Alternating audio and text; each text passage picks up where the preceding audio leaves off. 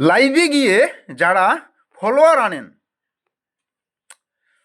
বিভিন্ন লাইভে ফলোয়ারের আশায় যারা বসে থাকেন, ওই ফলোয়াররা আপনাকে ফলো দিবে ঠিকই, কিন্তু আপনার ভিডিও তারা কখনোই দেখবে না।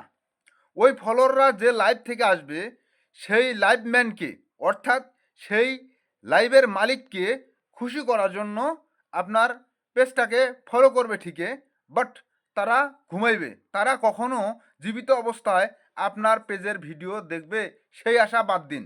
অতএব আপনি ভিডিও দিয়ে, ভিডিও তৈরি করে, সুন্দর সুন্দর উপস্থাপনা করে আপনি মানুষের মন জয় করেন।